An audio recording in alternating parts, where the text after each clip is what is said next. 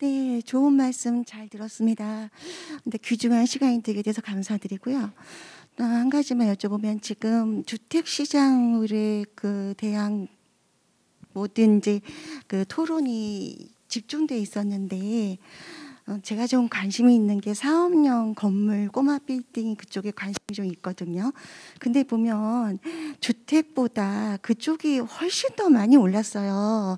그리고 주택은 실거래가라는 것이 이렇게 투명하게 있어서 어느 정도의 이렇게 어느 순에서 매수해야 될지 매도해야 될지 이런 게 있는데 사업용 빌딩은 부르는 게 값이고 아무런 기준이 없더라고요. 그랬을 때 만약에 상업용 빌딩을 구매할 의사가 있는 사람들은 어느 시점에 들어가야 되며 지금 또 아까 변호사님께서만 이제 잠깐 언급하셨지만 그 부분에 대해서 좀 어려운 점이 있어서 조금 떨어질 것이라고 말씀하셨는데 과연 그러면 언제쯤 떨어질 것인지 그 시점과 만약에 현금을 보유하고 있는 사람이 있다면 그러면 그 상형 빌딩에 대해서 언제 구매를 하는 게 옳을 것인지 그 여부를 질문하고 싶습니다. 이 답변은 제가 드리도록 할게요. 상업용 빌딩 많이 올랐죠. 꼬마 빌딩. 아파트보다 더 오르면 더 올랐지 덜 오르지 않았습니다. 강남이나 뭐 수도권 지역들 다 많이 올랐는데요. 같이 판단하기가 좀 어려운 부분이 있어요. 뭐 실거래가 아파트 같은 경우는 표준화되어 있으니까 무슨 아파트, 반포 무슨 아파트 딱딱 답이 나오는데 꼬마 빌딩은 답이 안 나와요. 안 나오는데 그래도 나름대로 규칙은 있거든요. 이게 제가 한 가지 팁을 드리면 감정평가할 때 이제 원가법이라고 계산을 하는데 좀 쉽게 하려면은요. 이제 토지 가격하고 건물 가격을 분리해서 이제 평가를 해야 되고요. 토지 가격은 우리가 이게 뭐 제가 100% 정확한 가격을 말씀드릴 수는 없는데 이제 가이드 정도 말씀드리면 땅값은요. 물론 시세를 알아보면 제일 좋고요. 시세를 알아보기가 어렵다면 공시지가 있잖아요. 개별 공시지가. 그 토지 이음이나 뭐 이런 사이트 들어가면 나오거든요. 공시지가 대비 한 2에서 2.5배 정도, 강남 같은 경우는 3배까지 나와요. 그래서 공시지가가 나오면 면적에서 제곱미터당 공시지가 곱하면 공시지가 땅 총 가격이 나오잖아요. 거기에 2배에서 2.5배, 많게는 3배까지 곱하면 토지 가격이 비슷하게 나오고요. 건물 가격은 우리 연면적 확인할 수 있잖아요. 건축물 대장 들어가면 연면적에 최근에 꼬마 빌딩 건축비가 700만 원 정도 됩니다. 평당 700만 원. 700만 원 곱한 다음에 우리가 감가 수정을 해야 되는데 감가 수정을 하려면 보통 콘크리트 가치를 한 40년 정도로 우리가 계산을 하거든요. 그러면 사용 승인일 언제 지었느냐 건축물 대장 보면 나오는데 보면 예를 들어서 지금이 2022년인데 2020년에 지었다라고 하면 20년이 지나갔잖아요. 40년 가치 중에 20년이 지나갔으면 남은 가치는 0.5, 2분의 1이 남죠. 그러면 연면적에 700만 원 곱하고 2분의 1이면 2분의 1 날려버리면 현재 건물 가격이 나옵니다. 이렇게 더하면 비슷하게 나오는데 이거하고 부동산에서 제시한 가격하고 어느 정도 차이가 있는지를 좀 판단할 필요가 있을 것 같고요. 두 번째 방법은 이제 수익환원법이라고 해서 수익률 있잖아요. 수익률로 이렇게 계산하는 방법이 있는데 최근에 꼬마 빌딩 수익률이 잘 안 나와요. 상가가 강남 기준에서 1층 상가가 한 3% 정도 나오고요. 꼬마 빌딩은 2%도 안 나오는 상가들이 꼬마 빌딩이 수두룩한 게 예전에는 이거보다 훨씬 높았거든요. 몇 년 전만 하더라도 높았는데 수익률은 그대로인데 그러니까 임대료는 그대로인데 가격이 올라가다 보니까 상대적으로 수익률이 굉장히 떨어져서 이제 1.5%, 2%, 한 작년, 재작년만 하더라도 2.5%, 3% 부르다가 또 많이 올랐어요. 작년, 재작년 올해도 많이 올랐고요. 많이 올랐기 때문에 제가 볼 땐 수익률은 3% 나오면 무지 잘 나오고요. 한 2.5% 이하로 나올 겁니다. 그래서 수익환원법으로 계산하는 게 좀 맞지가 않은데 그러면 자 언제 사면 좋을지 뭐 여러 가지 본다면 사실은 가격이 좀 많이 오버슈팅이 됐어요. 많이 올랐는 이유는 두 가지가 있는데요. 하나는 땅값이 많이 올랐는 거 사실이고요. 땅값 많이 오르고 건축비가 많이 올랐기 때문에 올라가는 게 정상이고 또 하나는 아파트 가격이 오르다 보니까 예전에는 엄두도 못 내는 아파트인데 강남에 10억짜리 아파트가 이제 30억이 가다 보니까 30억짜리 팔고 또 대출이 잘 나와요. 꼬마 빌딩은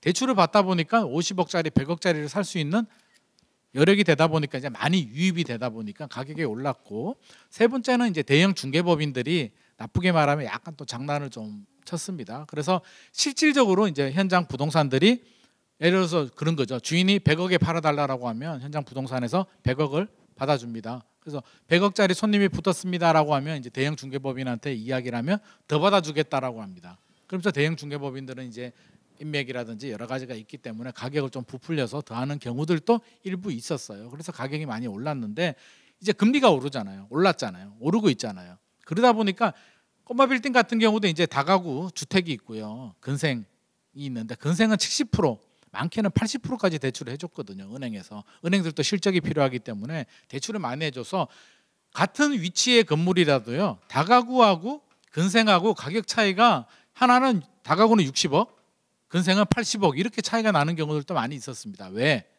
근생은 대출이 70% 80%가 나오니까. 그래서 많이 올랐는데 금리가 오르다 보니까 아니 100억짜리 70억 대출을 받아서 아무리 부자라도 대출이자 부담 내기가 이제 굉장히 부담스럽죠. 그래서 최근에는 꼬마 빌딩도 이제 주춤하고 있고요. 이제 거래가 잘 안 되는 상황인데 저는 금리가 빨리 인하되지 않으면 꼬마 빌딩 시장도 좀 영향은 받을 것 같습니다. 그래서 당장 서두르지는 마시고요. 상황을 좀 지켜보면 내년 상반기, 하반기 가면 저는 가격이 좀 조정되지 않을까 하는 생각을 가지고요. 그렇다고 터무니없이 내려가지는 않을 겁니다. 희소성이 있고요. 또 꼬마 빌딩이라는 또 강남의 땅이 굉장히 귀하거든요. 서울 같은 경우는. 그래서 서울 기준에서 제가 말씀을 드리는 겁니다. 그래서 서울 기준에서는 희소성이 있기 때문에 무작정 기다리지는 마시고요. 고점 대비 고점이라는 게 이제 시세가 어느 정도 형성이 되어 있어요. 좀 알아보면 그래서 좀 조정되는 물건들 내년 하반기까지 한번 기다려 보시고 한번 좀 체크를 하시면서 접근하시는 게 좋을 것 같습니다. 다른 분 또 계시나요? 없어요? 그러면 질문지에 있는 거 질문 읽어보겠습니다. 네.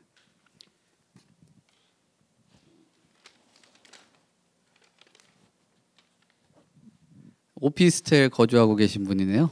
네. 지금 계약 기간 2개월 남았는데 월세가 이제 38만 원에서 시세대로 50만 원으로 올린다고 하는데 제가 대처할 수 있는 방법이 있을까요? 뭐 이런 질문을 주신 것 같아요. 이거 변호사님이 해주셔야 될 것 같은데요. 네, 대처요. 네. 직접 보셔도 될 것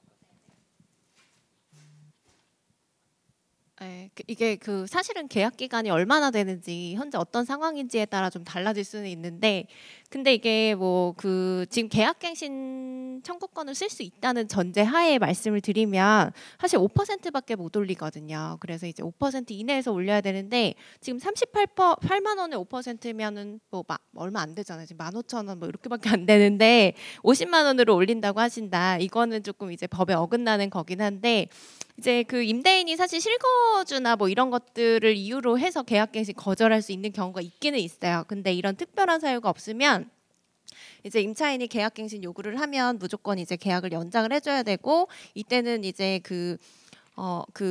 원래 기존의 이제 차임의 5%를 상한으로 해서 그 이내로만 올릴 수가 있기 때문에 이런 점을 좀 잘 알고 계시면 좋을 것 같고 그래서 그리고 이거마저도 5% 올리는 것도 사실 임차인과 협의되지 않으면 이제 억지로 올리기는 좀 어려운 부분들이 있어서 이런 부분들을 좀 말씀하셔가지고 이제 적절한 금액에서 좀 서로 이제 인상을 하시면 될 것 같아요. 임대차 3법 관련돼 가지고 좀 자리를 못 잡다 보니까 아직도 갑을 관계가 되고 있네요. 좀 적정하게 상생을 해줘야지 이게 정부에서 자꾸 개입을 안 하는데 서로 갑을 관계가 자꾸 생기다 보니까 자꾸 개입을 하는 것 같아요. 제가 계산해 보니까 한 19,000원 올릴 수 있네요. 네, 좀 넉넉하게 2만 원 정도 올려서 한 40만 원 정도 잘 협의를 해주셨으면 좋겠네요. 네, 다음 질문 보겠습니다. 주택시장 전망이네요. 이게 현재 분당에 있는 시범 한양 아파트에 거주를 하고 계시고 지금 2023년도 12월에 개포 주공 1단지 입주 예정이시네요. 네. 뭐 구미가 당기십니까?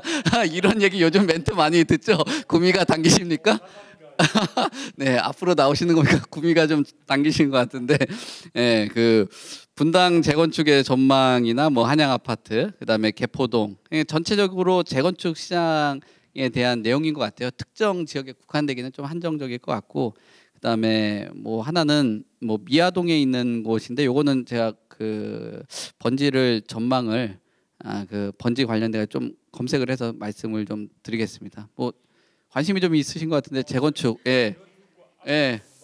요 지역 단지까지는 모르겠고요. 그 지역까지만 좀 설명 주시면 될 것 같아요. 저는 뭐 아주 구체적인 단지 부분에 대한 재건축 시장 그 전망이 내는 것은 뭐 저는 하지는 않기 때문에 아마 이제 일기 신도시 재건축과 관련된 부분들을 이제 검토를 해야 될 것 같아요. 그래서 지금 분당의 재건축 부분만 제가 조금 생각을 해본다면은 지금 이제 일기 신도시 재건축에 대해서 굉장히 이제 핫 이슈로 또 올라왔고 그 부분에 대해서 정부나 그다음에 이제 국토부 장관도 빠르게 이제 마스터 플랜 작성 부분과 관련해서 처음에 굉장히 말 자체가 실수가 많았죠. 그래서 어쨌든 전반적으로 정책 당국도 일기 신도시 부분에 대한 재건축을 빠르게 준비해야 된다는 생각은 인식은 하게 된 것 같습니다. 그런데 아시다시피 이제 일기 신도시 부분에 대해서는 연합회가 구성이 되어 있는 것으로 제가 알고 있고요. 그쪽에서 요구하는 어느 정도 용적률이라든지 이런 부분들은 어느 정도 목표치가 정해져 있는 것으로 저는 듣고 있습니다.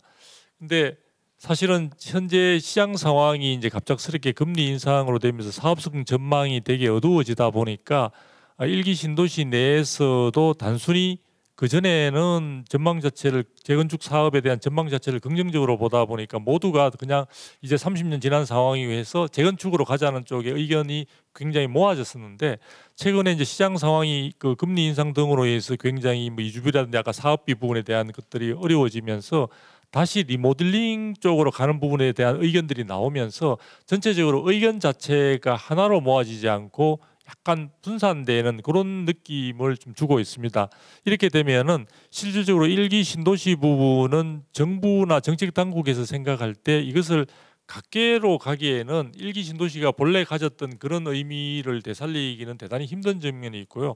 또 도시기본계획이나 도시관리계획을 수립하는 데 있어서도 수정하는 데 있어서도 굉장히 복잡해지고 어려운 점들이 많이 있게 되는 측면들이 있습니다. 그래서 제가 볼 때는 지금 정부가 이것을 갖다가 뭐 하나의 어떤 정책으로 추진하는 데 있어서 제가 볼 때는 의지나 이런 부분들은 조금 약해 보이고요. 약해 보인다는 이야기는 재건축과 관련되어서 사실은 용적률이나 이런 부분에 대한 것도 큰 어려움이 있고 최근에 보시게 되면 재건축 초과이익 환수 부분에 대한 것들도 오히려 어떤 그 정부의 많은 뭐 정부는 당초 예상보다 상당히 많이 완화시켜줬다고 하지만 일각에서는 이거 사실은 뭐 심하게 이야기하면은 일부 정부에서 사실 만들었던 제도기도 하고 재건축에만 이렇게 부담을 주는 게 맞아? 이런 부분들 그리고 거기에 많이 이번에 어떤 것들을 갖다가 충분히 좀 절감할 수 있는 부분을 이야기하고 있지만 내가 뭘 생각할 때 나중에 내가 양도하게 되면 양도세로서 내가 얻은 수익을 다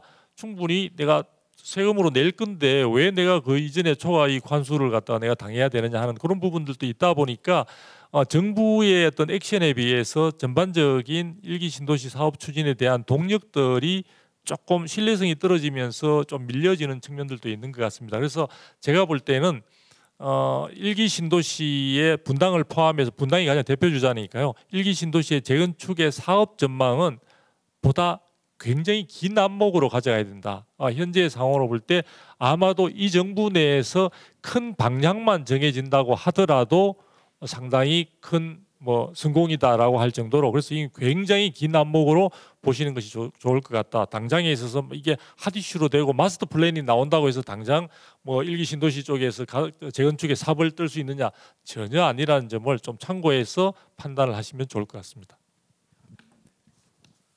추가 제가 부연 답을 좀 드리면은요. 그래도 질문을 주셨으니까 일단 부럽고요. 많이 가지고 계시네요. 일단 부럽고요. 분당 가지고 계시고요. 개포 1도 있고요. 개포 8단지 DH 자이도 이제 거주 중이고 미아동에 이제 258번지가 재개발인가요? 재개발인지 모르겠는데 재개발 같기도 하고요. 4개를 가지고 있는데 다 좋아요. 다 좋은데 능력이 되시면 다 가져가시고요. 한 3년 이상 버틸 수 있으면 장기적으로는 당연히 보유하셔야 되고요. 그게 안 된다. 좀 부담스럽다고 한다면 저는 분당은 일단 가져가시면 좋을 것 같고요. 왜? 물론 재건축 오래 걸립니다. 박사님 말씀하신 것처럼 마스터 플랜 나와도요. 저는 15년 걸린다라고 보는데 재건축의 장점이 뭔가요? 이제 뭐 기대감이 생기잖아요. 단계별로 진행될수록 뭔가 장기적인 개발 호재가 될 수도 있기 때문에 그냥 뭐 버틸 수 있으면 가져가시는 게 좋을 것 같고요. 개포 1하고 이제 개포 8 DH 자이가 이제 두 개가 있는데 굳이 둘 중에 선택을 해야 된다면 저는 개포 1을 선택하는 게 저는 좋을 것 같습니다. DH 자이 지금 거주하고 있고요. 뭐 거주 요건이나 여러 가지 채우면 갈아타기 차원에서 능력되면 두 개 가져가시고요. 둘 중에 선택해야 된다면 8 DH 자이 8고요. 개포 1 보유하시는 게 좋고 미아동은 초기 단계일 거예요. 아마 재개발하더라도 진행 단계가 많이 안 진행됐기 때문에 굳이 선택을 한다면 4개 중에는 제일 밀립니다. 우선순위가 떨어지기 때문에 리스크 관리해야 된다면 미아동 정리하시고요. 큰 부담스럽지 않고 내버려둬도 된다라고 하면 뭐 장기적으로 내버려 두셔도 좋을 것 같습니다.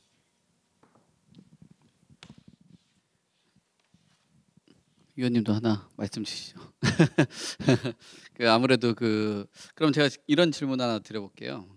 지금 이번 정부에서 한 270만 호 정도 공급을 한다고 하고 또 50만 호 정도가 이제 민간에서 공급을 한다라고 하는데 앞으로 뭐 강남의 재건축이나 뭐 재개발 뭐 이런 것들이 있는 것 같아요. 그러니까 전체적인 틀에서 봤을 때는 어떻게 뭐 순항을 할 수 있을지 아니면은 다음으로 넘기는 정도 또는 인허가 정도 되는지 뭐 그 정도 짧게 주시면 될 것 같아요. 네. 알겠습니다. 네. 사실 재건축 어렵습니다. 이게 개별 단지로만 보면은 할 수 있어요. 개별 단지로만 보면. 그러니까 지금 뭐 바꾼다고 하지 않습니까? 그래서 실제로 2차 안전 진단 건만 해결되고 그다음 제초안 건만 잘 바뀌면 가능합니다. 그런데 최근에 발표된 제초안을 보게 되면 그렇게 만만치 않습니다. 특히 주요 지역일수록.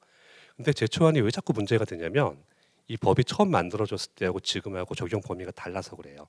그러니까 노무현 정부 때 이 법이 처음 만들어졌을 때는 재건축하려면 그 시점에서 30년 얘기니까 그때 재건축 아파트를 규제하겠다는 것은 맞아? 80년대, 70년대 이런 것들이죠. 그리고 이런 것들 중에서도 그 당시 재건축 추진했던 데는 좀 주요 지역들이 많았습니다. 그러니까 뭐 부시고 높게 지으면은 돈이 남거나 이런 거였어요. 그러니까 이제 재건축하면 집값이 올라가니까 못하게 막아야 된다라는 입장에서는 부촌에서 점점 더 돈을 많이 버는 거는 안 된다 이렇게 법을 만든 거죠. 그래서 그 당시에 뭐 지금은 이슈가 되고 있는 뭐 일기 신도시나 이런 것들은 그때는 재건축 문제가 아니고 끽해봤자 몇 년 더 있어야 리모델링하는 단지였어요. 그래서 2007년 8년도를 생각해 보시면은 액면가 많으시잖아요, 다들. 생각해 보시면 그때는 이제 리모델링 유망 투자 단지 이런 식이었어요. 그래서 이제 90년대 준공된 아파트들 뽑아서 어디 임장 가고 이랬던 시기였죠. 근데 그러다가 서프라임이 터지니까 뭐 이거고 저거고 다 안 되고 그냥 묻혀다가 이렇게 지나오다 보니까 시간이 이렇게 된 겁니다. 그러니까 지금은 예전에는 리모델링이나 생각했던 아파트들이 다 이제 곧 있으면 재건축 대상이 돼버리니까 어떻게 문제가 생기냐면 제초안이 처음 생겼을 때는 부촌에서 재건축해서 돈 많이 버는 건 안 된다였지만 지금은 아니 저기 신도시에서 당연히 대형 평수 있고 부자 단지가 있지만 전부 그런 건 아니잖아요. 그렇게 되니까 종전에 재건축을 억제했던 그 요인들이 지금은 좀 안 맞게 되는 겁니다. 그러니까 신도시에서 중산층 이하 서민분들도 꽤 많이 거주하고 계신데 그런 아파트 재건축해서 돈이 많이 오르면 추가 부담금을 내야 한다라는 게 되는 거죠. 근데 이게 왜 더 문제가 되냐면 당연히 중간에 손바뀜 되신 분들은 연배가 좀 낮으셔서 경제활동을 하시지만 계속 거기 사셔서 경제활동을 이제 거의 꺾이신 분들이 계세요. 이런 분들한테는 재건축한다고 했을 때 제초안 많이 경감해서 뭐 한 3천만 내라고 한다. 그래도 부담되실걸요. 왜냐하면은 그 금액 자체가 그 공사비 추가로 부담하고 난 다음에 또 3천이잖아요. 이래서 지금 제초안 문제가 해결되지 않으면 그러니까 정밀 안전진단 2차 그것도 같은 얘기고 재건축 어렵습니다. 그래서 뭐 단기에 뭐가 될 것이다 이거 쉽지 않으신 얘기고요. 그리고 예전처럼 개별 단지를 갖고 할 때는 이게 좀 됐어요. 빨리 밀어붙이면 됐으니까 서울에서 이미 있잖아요. 근데 그렇게 단지 하나를 할 때도 거기 재건축한다 그러면 옆에 동네 전세 없어지잖아요. 전세값 오르고 이 사람들 이주해야 되는데 사람이 기본적으로 자기 살던 동네에서 멀리 가지 않습니다. 예를 들어서 뭐 이렇게 송파에서 재건축을 하니까 뭐 은평구로 전세가 있는다 이런 경우가 없어요. 다 그 근처로 갑니다. 근데 신도시 같이 대량의 아파트들이 거의 비슷한 시기에 준공돼서 들어간 지역은 여기서 한 번에 사업을 많이 벌리면 집이 없어요. 이 사람들 갈 집이. 그래서 순번대로 돌려야 되는데 당연히 이 순번 돌려서 정해지기 시작하면은 먼저 하는 순서대로 값이 오르겠죠.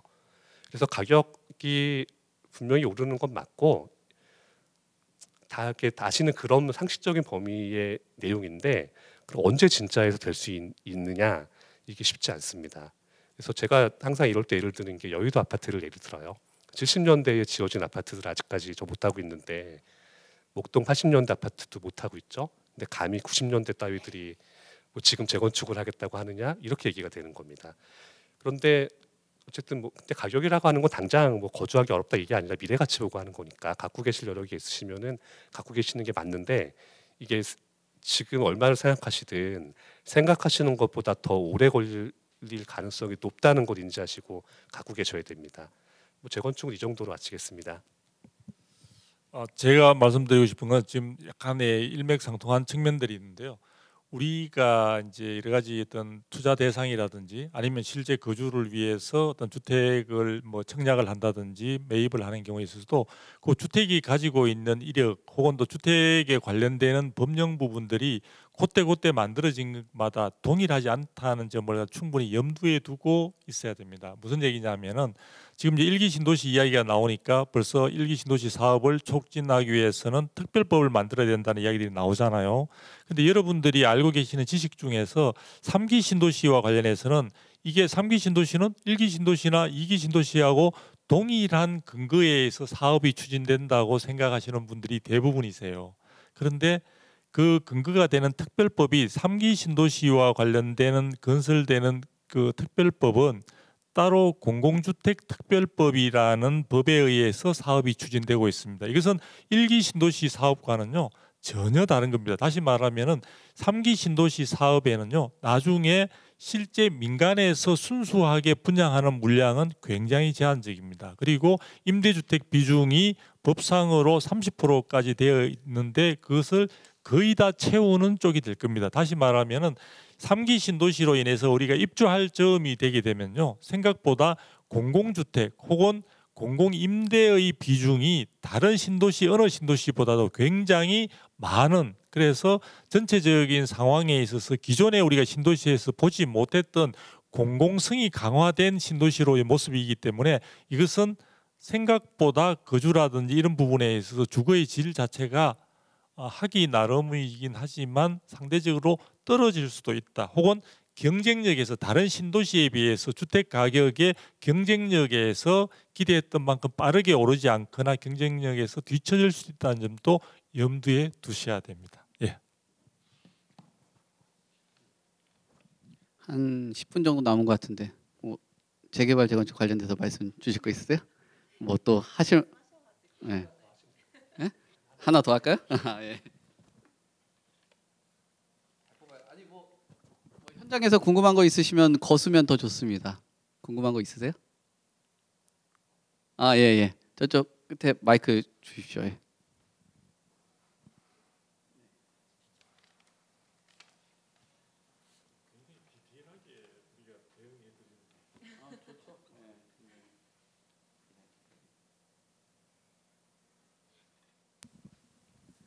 처음은 이제 제가 1인 가구다 보니까 그 청약을 정말 많이 도전을 했었거든요.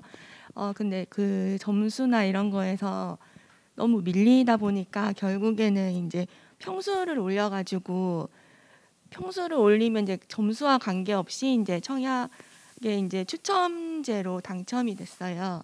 근데 이제 제가 서울에서 일을 하는데 이제 GTX랑 이런 거 조금 고려를 해가지고 운정에서 이제 운정 신도시에서 청약이 당첨이 됐는데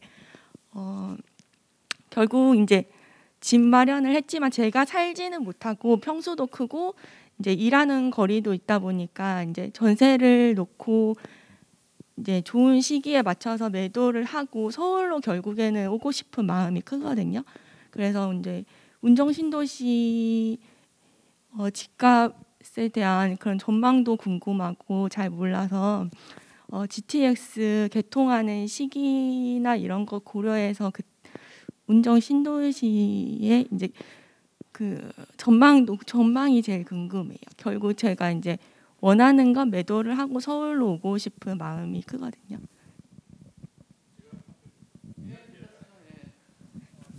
저는 이제 아무래도 제가 이제 연구했던 분야가 그렇다 보니까 뭐 정책이라든지 정책 당국의 움직임이라든지 이제 시장에 대한 디테일한 어떤 평가는 쉽지 않은데요.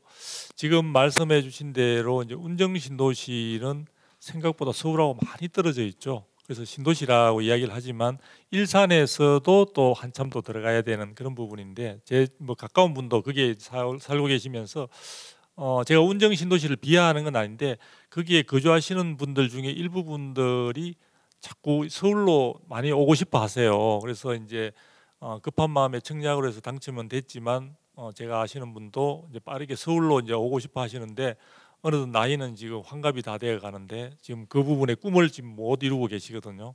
그래서 제가 볼 때는 운정 신도시는 신도시로서의 충분한 의미도 있지만 제가 볼 때 아주 많은 오랫동안 거주하기에는 여러 가지 직장이나 이런 부분과 관련해서는 대단히 불편한 점이 많다. 그래서 만일에 자신의 어떤 직장이 뭐 일산 지역이라고 하면은 괜찮지만 그런 부분에서 볼 때 굉장히 서울로 출퇴근하는 경우에는 굉장히 힘든 상황. 그래서 제가 전에 KBS 쪽에서 자료도 보니까 아침에 출근하려면 2시간 전에 출발을 해야 되는 그런 점들이 있기 때문에 제가 볼 때는 좀 그게 문제가 있는 것 같고요.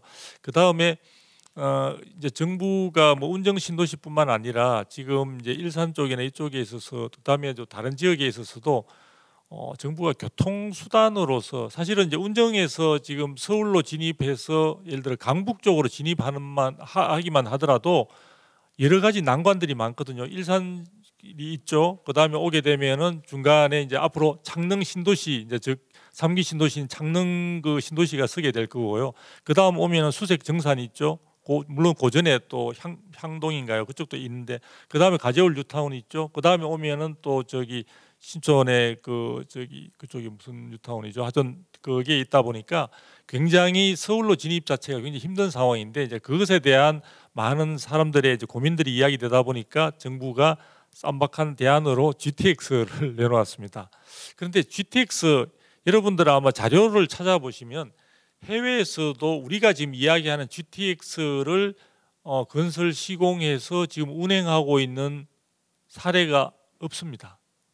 대부분 많은 분들은 지하철과 동일한 개념으로 생각하시는데 말 그대로 대심도라고 해가지고 기본적으로 50m 이하의 지하에 들어가서 파가지고 그 다음에 속도를 고속으로 하기 때문에 적어도 지금 목표치가 시속 100km 이상을 이야기하고 있거든요. 그래야 이제 원하는 곳으로 빠르게 올 수 있는 상황들이 되고 그러다 보니까 항상 직선으로 파야 되는 측면들이 있어서 이 부분이 결국은 서울을 통과하는 과정에서 생겨나는 문제점들의 해결이 가능할까에 대한 논란이 되게 많습니다. 근데 지금 이야기하는 동탄에서 지금 예를 들어 삼성역까지 오는 그 공사 구간들은 그렇게 주거 공간들이 많지 않은 상황이기 때문에 우리 공법은 기술력은 좋으니까 지금 하고 있는 상황인데 서울의 지금 GTX A 노선, B 노선, C 노선 부분들을 앞으로 향후 어떤 식으로 할 수 있는가에 대한 여러 가지 법률적인 문제, 실제 시공상의 문제, 또 그것으로 인해서 지었을 때 50m 정도라고 하지만 위에 있는 건물 밑으로 지나가게 된다면 그 건물의 예를 들어 고층 건물인 경우에는 지하층과의 문제, 진동 문제 등등해서 너무나 많은 문제들을 남기고 있기 때문에 당시에 국토부 장관이었던 김현미 장관이 마치 그쪽에 살고 있으니까 자기가 뭐 하다못해 안 되면은 한강변에 뭐 지하도를 뭐 파면 된다는 식의 현실 정말 모르는 이야기들을 말씀하시는 거로 봐서는 서울 시내의 GTX는 정말 제 살아생전에 구경하게 될 수 있을지 좀 걱정입니다. 그렇기 때문에 그런 부분들에 대한 기대감보다는 조금 빠른 시간 내에 빠른 결정을 내리는 쪽의 선택을 저는 적극적으로 권유하고 싶습니다. 더 추가적인 세부적인 것은 앞으로 말씀해 주시기 바랍니다.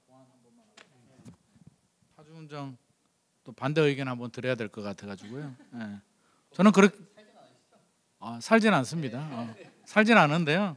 저는 그렇게 부정적으로 보지 않고요. 왜냐하면 이미 입지는 정해져 있습니다. 서울 가까우면 가격이 그 가격이겠습니까? 훨씬 더 비싸겠죠. 그래서 이미 정해졌고 GTX 저는 대리라고 봅니다. 정부에서 하고 있고요. 우리나라 기술력이 뭐 난관이 있겠지만 뚫을 수는 있는데 제가 생각해야 될 건 이제 부동산 시장이 침체가 되고 있으니까 그거는 피할 수가 없을 것 같습니다. 과거 사례를 보면 동탄, 송도, 파주, 운정, 외곽 지역들부터 조정이 되고 있고요. 지금 또 그런 지역들 먼저 조정이 될 것이기 때문에 시장이 어려워져서 가격이 떨어지는 것은 피할 수 없는 문제입니다. 그래서 그거는 각오를 하셔야 되고요. 이 어려운 시기를 지난다면 GTX 개통할 때쯤 혹시라도 부동산 시장이 좀 개선이 된다면 저는 뭐 그렇게 나쁘게 보진 않기 때문에 이제 서울로 오시고 싶다면 그때 상황을 보셔야겠죠. 지금이야 뭐 내놔도 안 팔릴 테니까 그때 상황 보고 파시고, 그때 서울 집값이 좀 떨어지면 갈아타셔도 되고요. 그때 상황 보고 이렇게 판단하시면 좋을 것 같습니다. 제가 그 일기 신도시 관련해서 조금만 더 첨언을 하면, 사실 이게 일기 신도시 처음에 재건축하겠다, 뭐 특별법 만들겠다라고 했을 때 좀 어떤 안이 나올까가 되게 궁금했어요. 근데 지금까지도 사실 별다른 구체적인 안은 나오고 있지가 않은 것 같고, 그래서 제가 이게 그 입법안으로 좀 올라와 있는 것들을 좀 봤더니 뭐 그냥 대략적으로 용적률 500%까지 이제 상한을 줘서 그 범위에서 재건축 가능하도록 하겠다라는 거거든요. 왜냐하면 지금 일기 신도시 같은 경우에 용적률이 상당히 높기 때문에 이게 재건축 수익성 자체가 안 나와요. 그래서 용적률을 높이는 방법밖에 현재로서는 없는데, 근데 사실 이게 현실적으로 가능한지가 저는 좀 의문이기는 하거든요. 이게 거주 환경은 둘째 치더라도 사실 이제 그 공공 재개발 재건축 같은 경우에도 용적률을 조금 이제 인센티브를 주는 사업들을 많이 하는데, 여기서도 뭐 일조권이나 이런 것들이 문제가 돼서 실제로 이렇게 용적률을 높여준다고 하더라도 다 짓지 못하는 이런 단지들이 생겨서 이게 민간 뭐 재건축 재개발로 선회하고 이런 사례들도 많았고, 그리고 신통기획 같은 경우에도 사실 이게 뭐 용적률을 높여준다고 한들 정말로 이제 수익성을 많이 높일 수 있느냐는 또 둘째 문제인 것 같은 게, 신통기획 같은 경우에도 사실 좀 그게 민간 재건축이다, 뭐 민간 재개발이다 이렇게 많이 홍보를 했었는데 사실 이제 그 분쟁이 많았거든요. 왜냐하면 그 뭐 소형 평수나 임대주택을 더 지으라고 하니까 사실 이제 강남권 단지들은 좀 이제 반발이 심했었죠. 근데 일개의 신도시에서 만약에 재건축하면서 용적률을 높여준다라고 했을 때는 그냥 막연히 높여주지는 않을 거잖아요. 사실은 이런 부분들이 공공성을 좀 강화하는 부분들이 들어갈 수밖에 없기 때문에 이제 그 말씀하신 것처럼 3기 신도시는 굉장히 공공성이 강한 이제 그 거주지가 될 거다라고 말씀하셨던 것처럼 사실 일기 신도시도 그렇게 될 가능성이 높을 것 같고, 실제로 용적률을 높여서 재건축이 가능한 단지들은 많지는 않을 것 같아요. 그래서 제가 볼 때는 대부분 이제 재건축, 뭐 리모델링 이렇게 섞어서 가게 되지 않을까라는 생각입니다. 제가 그 뭐랄까요, 그 상담하는 프로그램이나 어떤 토론하는 프로그램들이나 질문들 하는데 이렇게 고급진 답변을 주는 별로 못 본 것 같아요. 그러니까 실질적으로 뭐 입법도 하시기도 하고 관련된 용역도 받아보시고 또 장기간의 그 보고서 작성도 해봤기 때문에 이게 얼마나 현실적인가, 뭐 받아들이는 입장에서는 좀 따갑기도 하고 아쉬울 수 있겠지만 냉정한 판단을 드리는 게 좋지 않겠냐.